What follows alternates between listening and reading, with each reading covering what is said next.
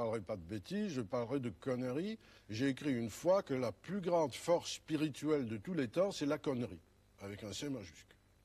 Et c'est elle, en effet, qui nous menace d'agression, dont nous sommes agressés, sous toutes les formes, constamment, sans arrêt.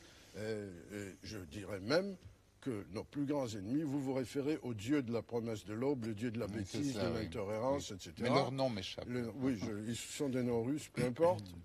Les gens qui s'intéressent pourront toujours les retrouver dans la promesse de l'aube. J'aurais du mal à les citer de mémoire. Mais il est certain que notre plus grand ennemi, sous toutes les formes, c'est la bêtise, et plus exactement la connerie.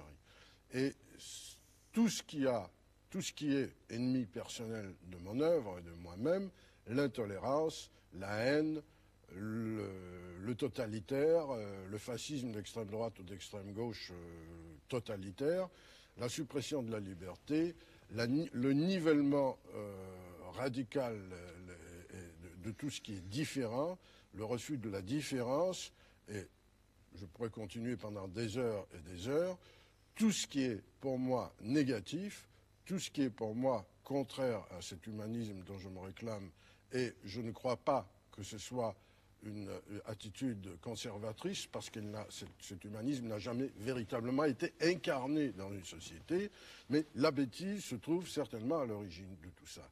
Si vous prenez la persécution des écrivains ou des intellectuels aujourd'hui que l'on enferme dans les asiles psychiatriques en Russie soviétique, ou que vous lisiez les mémoires aujourd'hui que je viens de lire, les notes de Goebbels, écrites peu de jours avant sa mort, vous verrez que tout ce qu'il y a de monstrueux, tout ce qui nous a menacé de mort, tout ce qui nous a causé des dizaines et des centaines de millions de morts, avait ses racines dans la bêtise.